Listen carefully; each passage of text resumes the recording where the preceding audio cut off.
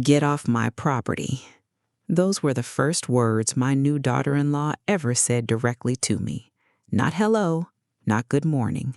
4 words, delivered through a 3-inch gap in my own front door on a Tuesday in October, 9 days after my son Arthur's wedding. I want you to sit with that for a second. That door, the green one with the brass knocker shaped like a longhorn, I painted it myself the summer Arthur turned 7. My husband Flynn and I bought that house in Clover Creek, Texas, with money we saved for 11 years. 11 years of Flynn driving a propane truck through dust storms and me taking double shifts at the Beaumont County School District. That house was ours. My name, his name, on the deed. And Madeline Dunn, 5'4", designer nails, a smile like a knife, was standing behind it telling me to leave. I was holding a casserole dish. I had driven 40 minutes from my sister Maisie's place in Lufkin because Arthur hadn't answered his phone in 4 days. 4 days. My son, who used to call me every single morning on his drive to work, had gone silent like a switched-off light. Arthur doesn't want to see you right now, Madeline said. Her voice was calm, patient almost, the way you talk to someone you've already decided is beneath you. He'll reach out when he's ready. Until then, this is our home, and you're not welcome. I looked past her shoulder. I could see the hallway. Flynn's old boots were still by the coat rack. The painting of the Sabine River that Flynn's mother left us, still on the wall. That's my house, I said. She smiled. Was. Then she closed the door. I need to back up, because for you to understand what happened next, you need to know who Flynn Marshall was. Flynn wasn't a rich man. He wasn't the kind of man who wore his success like a belt buckle. He was the kind of man who fixed his neighbor's fences without being asked, and cried at every single one of Arthur's Little League games, wins and losses both. He built his money quietly, a small trucking company that grew into a regional freight operation, contracts with oil suppliers across East Texas. Nothing flashy, everything real. When Flynn was diagnosed with a brain tumor in the spring, he had 18 months. He used 14 of them putting everything in order. The house transferred into a joint family trust. The freight company sold to a competitor for just over $8 million. Life insurance, retirement accounts, a letter, handwritten, 4 pages, addressed to Arthur and sealed in an envelope that Flynn asked me to keep until I thought the time was right. He told me once, lying in the hospital bed we'd moved to our bedroom so he could look out at the pasture, "Rosa, people show you who they are when there's money on the table. Don't be in a rush to set that table." I should have listened harder. Arthur met Madeline Dunn at a work conference in Dallas 7 months before Flynn died. He was a project manager for a civil engineering firm. She was, and I am using her word, a consultant. What exactly she consulted on shifted depending on who was asking. She was beautiful in a way that seemed almost engineered. She laughed at the right moments. She remembered details, your birthday, your coffee order, the name of your childhood dog.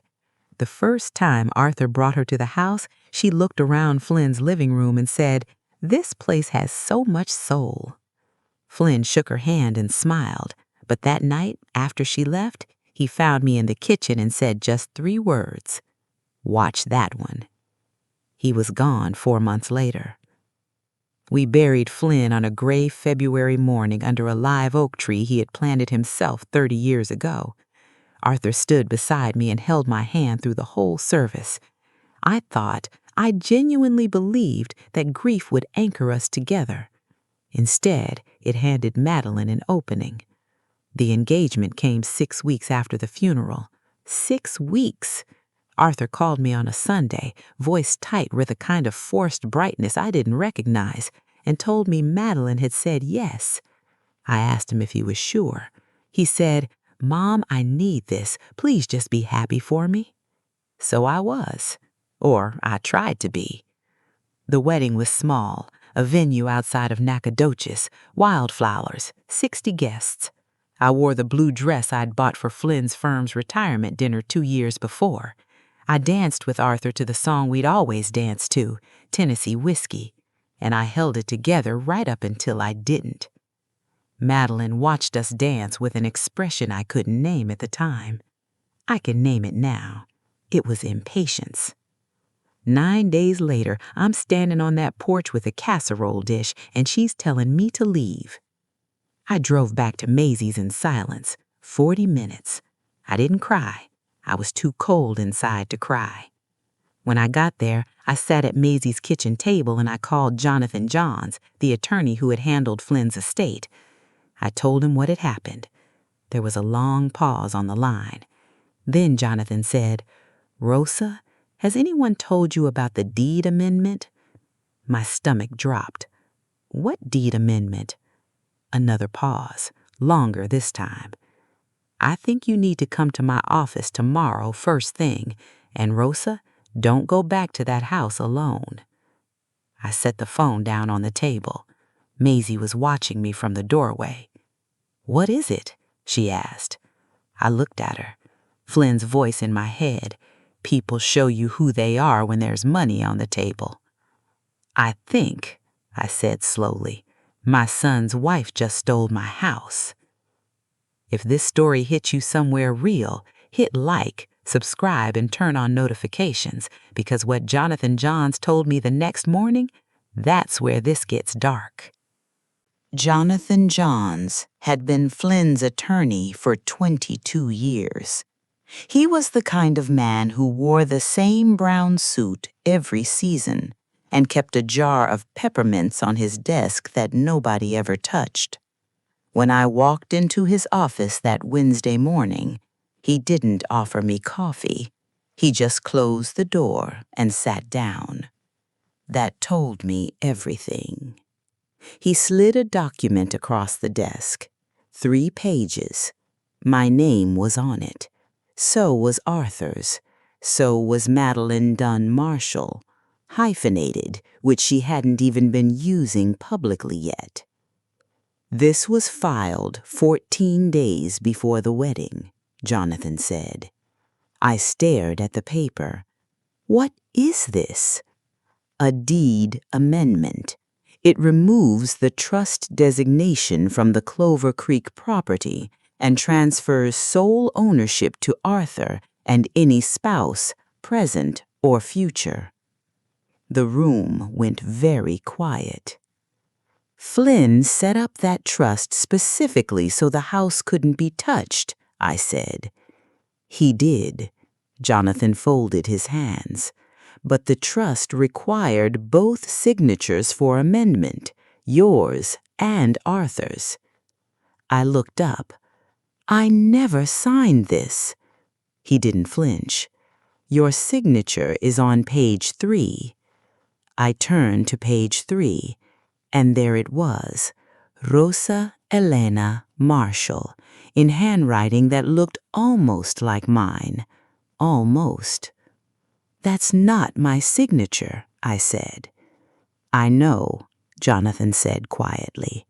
"I've been practicing law for 30 years, Rosa. I know your signature." Here's what Jonathan had pieced together. 6 weeks after Flynn's funeral, while Arthur was deep in grief and barely sleeping, Madeline started making herself useful, organizing paperwork, helping Arthur sort through Flynn's files. She was attentive, present, indispensable, and somewhere in all of that helpfulness, a deed amendment appeared. Arthur had signed it. He likely had no idea what he was signing or what it was removing. The forged signature was mine. "Why didn't you catch this when it was filed?" I asked. His jaw tightened. "Because it wasn't filed through my office. She used a different notary, a different attorney, a nobody out of Lufkin I've never dealt with. Everything was processed quietly." "Who paid that attorney?" I asked. He slid another paper across. A payment record. The retainer had been paid from a personal account opened 3 months before the wedding. Madeline's account. She had been planning this before Arthur ever proposed. I sat in that brown chair for a long time after Jonathan finished talking. Outside the window, a tractor was moving slow across a distant field. East Texas in October, the sky that particular flat gray that means cold is coming. "What are my options?" I finally asked. "The forged signature is grounds for fraud," Jonathan said. "We can challenge the amendment, potentially void it entirely. But Rosa, the moment you file, Madeline will know, and she will move fast." "Move how?" "She's already on that deed as a spouse. If she convinces Arthur to sell before a court can freeze the asset—" He didn't finish the sentence. I finished it for him. "I lose the house permanently." He nodded. "Then we move first," I said. Jonathan almost smiled. "I was hoping you'd say that." He had already drafted a motion to place a legal hold on the property pending fraud investigation. 1 signature from me, and it would be filed within the hour. Madeline wouldn't be able to sell, transfer, or refinance that house while the case was active. I signed it without hesitation. But there was something else, something Jonathan held back until the paperwork was done, like a doctor saving the worst news for last. "Rosa," he said, capping his pen, "I ran a background check on Madeline Dunn Marshall before she was Madeline Dunn Marshall." He slid one final page across the desk. "Her real name is Zara Kennedy. She changed it legally in 2019, and this isn't the first time she's done something like this." I looked at the page, a case summary from a probate court in Shreveport, Louisiana. A widowed man, 63 years old, a short marriage, a property dispute. The case had been settled out of court. The widower's name was Jonathan Johns. I looked up. His face was stone still. "He was my uncle," he said. "He died 6 months after the settlement. Stress, the doctor said." The peppermint jar sat between us. Neither of us moved. "You've been waiting for her," I said. "I've been waiting for her," he confirmed. I drove back to Maisie's in the dark. It was only 4 in the afternoon, but the clouds had dropped low, and the fields on either side of the highway looked bruised. I kept both hands on the wheel, kept my breathing even. Flynn had sold his freight company for $8 million. The house was worth another $400,000, and somewhere in all of that was a woman who had changed her name, buried her past, and walked into my son's life with a plan she probably sketched out the night she met him. I thought about Arthur, my son who used to call me every morning, who was now living in my house with a woman who had forged my signature and was waiting patiently for the money to become reachable. Did he know? Some of it? Any of it? That question was going to be the hardest one of all. My phone buzzed on the passenger seat. I glanced down at the screen. It was Arthur. The text said only, "Mom, we need to talk. Don't trust Jonathan Johns." I pulled over on the shoulder of the highway, gravel under my tires, engine running. She'd already gotten to him. "Don't trust Jonathan Johns." I read that text 4 times on the shoulder of that highway, trucks blowing past me, rocking my car with the wind, the heater running, my hands not quite steady. I called Arthur back immediately. It rang 7 times, then Madeline's voice, smooth, unhurried, said, "He's not available right now, Rosa." She was answering his phone now. I hung up, sat there another minute. Then I called Maisie. "She's got his phone," I said when she picked up. Maisie didn't waste words. "Then you need to get to him before she gets to him first. Where does he go without her?" I thought. Arthur still coached a youth flag football league on Wednesday evenings at the rec center in Clover Creek. He'd done it for 3 years. It was the one thing that was entirely his. No work, no Madeline, just him and a bunch of 10-year-olds arguing about routes. Tonight was Wednesday. I got there early and parked where I could see the field. The lights were already up, bright against that gray sky. I watched Arthur jog out with a bag of equipment over his shoulder, same walk he'd had since he was a teenager, slightly lopsided, left shoulder dipped. My chest hurt looking at him. He saw my car before he saw me. He stopped walking. I got out and crossed the parking lot, and we stood 5 feet apart under a flickering sodium light. He looked terrible, thinner than at the wedding, dark circles carved under his eyes. He had Flynn's jawline and my stubborn mouth, and right now both of them were tight with something I couldn't immediately read. "She told me you showed up at the house and threatened her," he said. "I showed up with a casserole," I said. "She locked me out." Something moved across his face, doubt maybe, or recognition. "She said Jonathan is trying to manipulate you, that he has a grudge against her family going back years, and he's using you to—" "Arthur," I kept my voice level. "Her name isn't Madeline Dunn." He went still. "Her name is Zara Kennedy.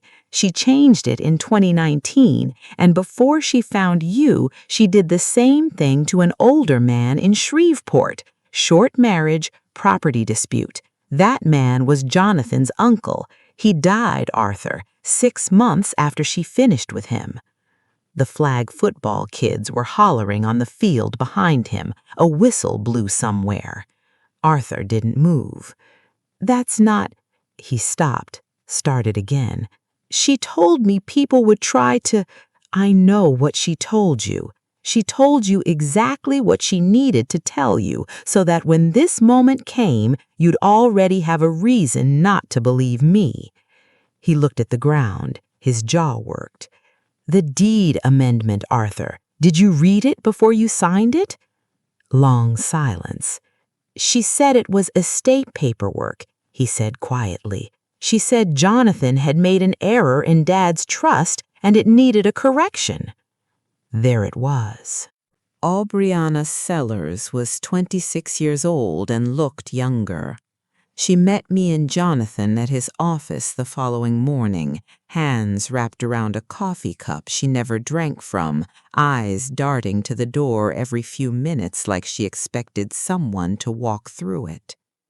She came in alone, Aubriana said, brought the document already prepared, said it was a routine estate correction, and the wife, you, had already signed at home because you had mobility issues and couldn't come in person. Jonathan didn't look up from his notepad. "And you notarized it without the signatory present." Aubriana's face tightened. "She paid me $800 cash. I have 2 kids. I'm not proud of it."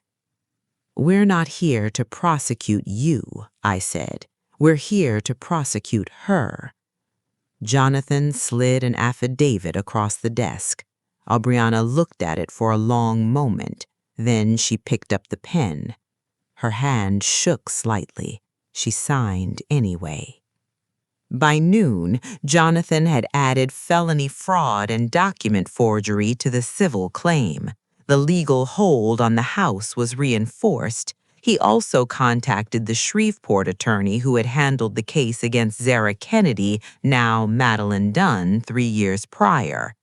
That attorney, a woman named Carla Price, called back within the hour.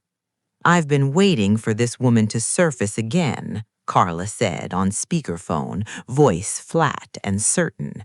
"My client's family settled because they were exhausted and grieving, and she knew exactly how to use that against them. If you're building a case, I have documentation going back 4 years." 4 years. Madeline had been running this longer than she'd known Arthur existed. Jonathan was already typing when he said, without looking, "Rosa, I need you to do something difficult." "Arthur," I said. "Arthur."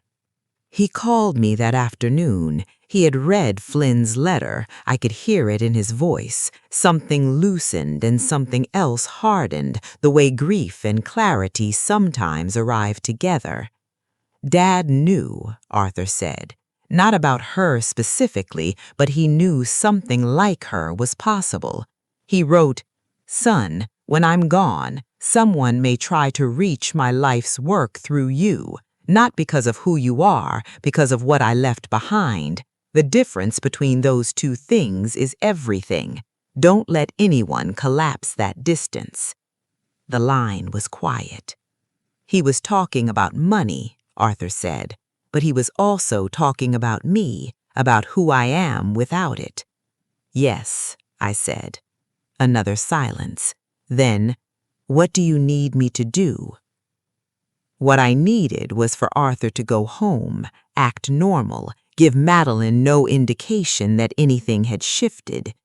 It was the hardest thing I ever asked my son. He did it without hesitation.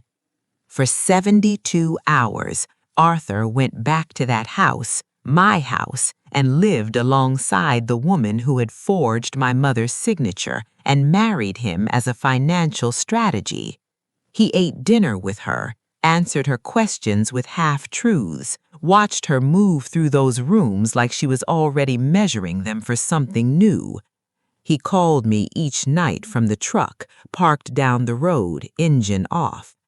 "She's been on the phone a lot," the second night he said, "calls she takes outside, and she asked me today whether you and Jonathan had met recently." "What did you tell her?" "That I didn't think so." A pause. She relaxed when I said that. She actually relaxed. He sounded sick saying it. "1 more day," I told him. On the 3rd morning, Jonathan filed everything simultaneously.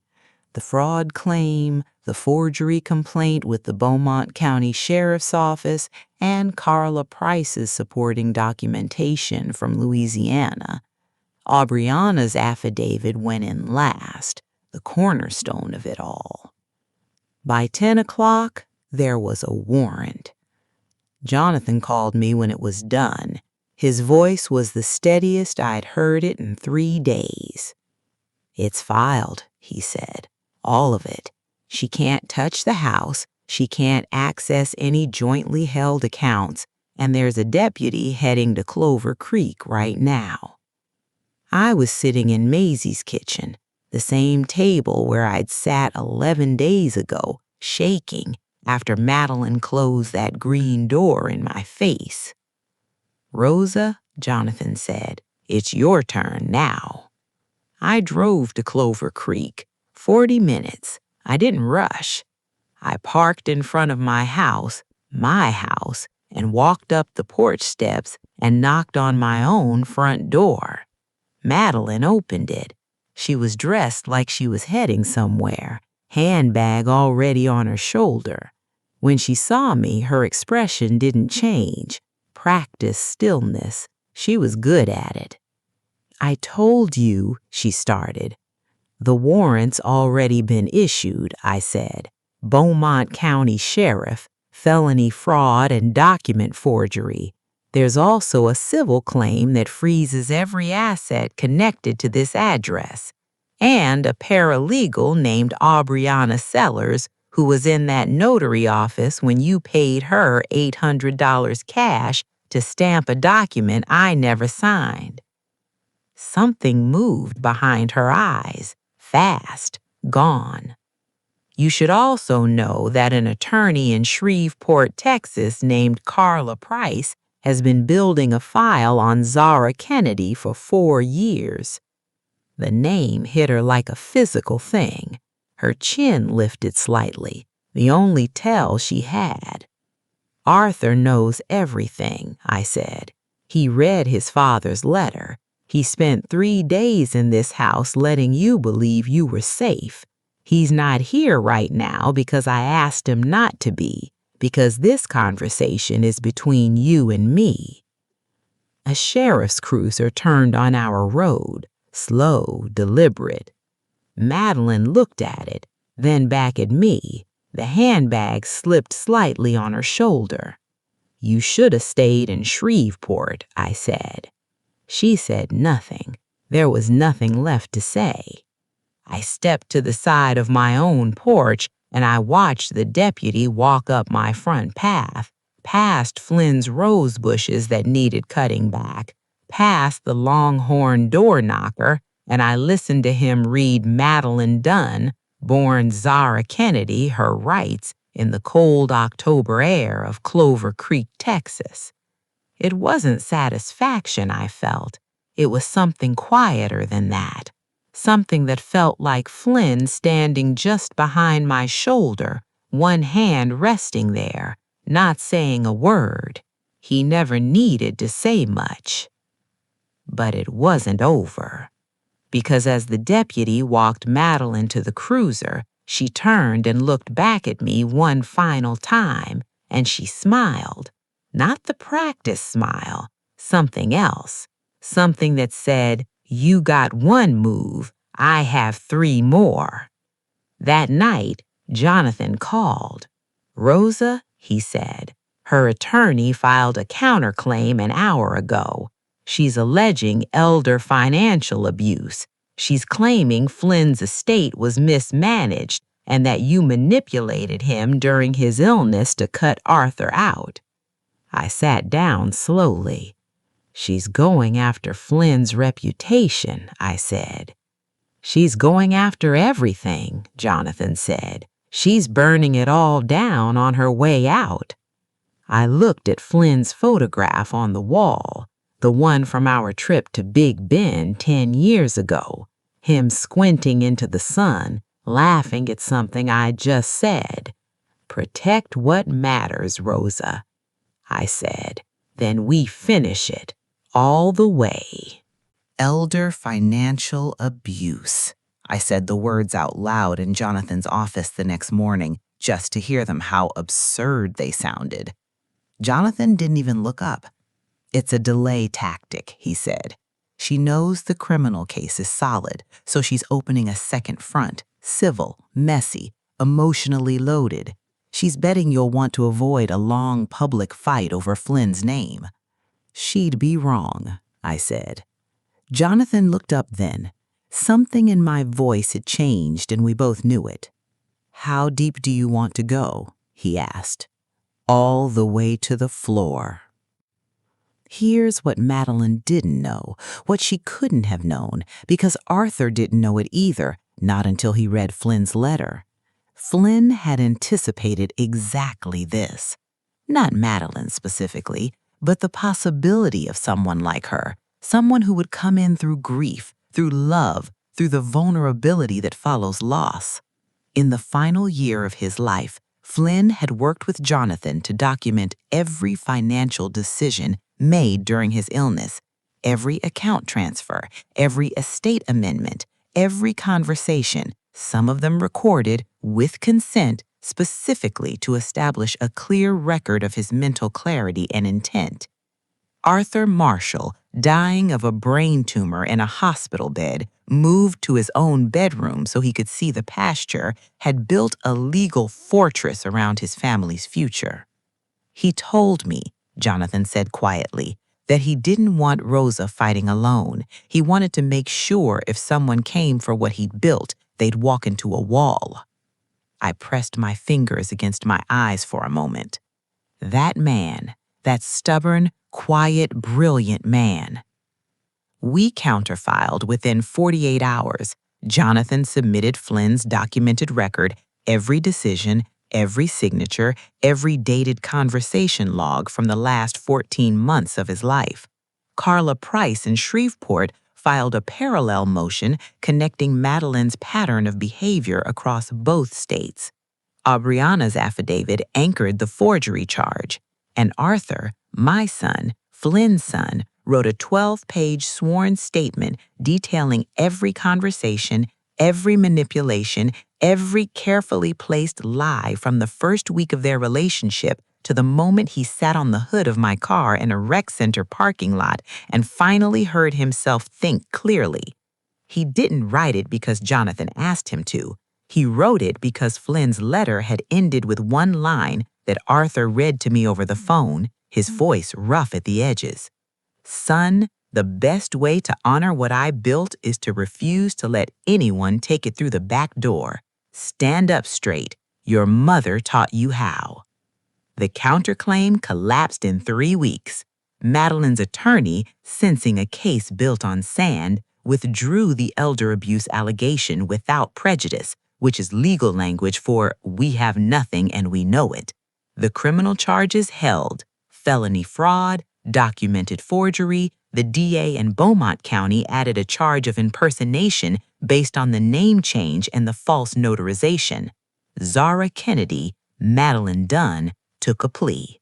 18 months probation, mandatory restitution, permanent civil judgment that would follow her credit and her record for the next decade. No prison, which Jonathan warned me about in advance. First offense on paper, cooperative plea, overworked county court.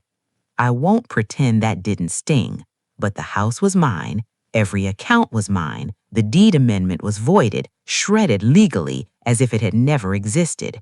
And somewhere in Shreveport, an old man's family finally had documentation that what happened to him had a name and a pattern and a woman behind it who had now been formally recorded by 2 states as exactly what she was. Jonathan called it a win. I called it the beginning of even. The annulment took 6 weeks. Arthur handled it quietly, without drama, the way Flynn would have. He moved back into his apartment near the engineering firm, packed light, left the furniture. He did ask for one thing from the house: Flynn's boots, the ones still standing by the coat rack. I drove them over myself. We sat on his apartment steps in the November cold and drank bad coffee from a gas station and didn't say much. The boots sat between us like a third person. "I keep thinking about what I missed, all the signs," Arthur said. "All the signs." "Your father missed them too at first," I said. "He told me the night she left that first dinner. But even he wasn't certain, and he'd been reading People for 40 years. "She was good," Arthur said. Flat, not a compliment. "She was practiced," I said. "There's a difference. Good takes time to build. Practiced just takes repetition." He turned the coffee cup in his hands. "Dad's letter, the part about the money, he wrote that he never wanted it to be the thing that defined us, that the freight company, the house, all of it, it was just the result of showing up and doing the work and treating people right for 30 years. He paused. He said the inheritance wasn't the money. The inheritance was knowing how it was made. I didn't say anything. I didn't need to.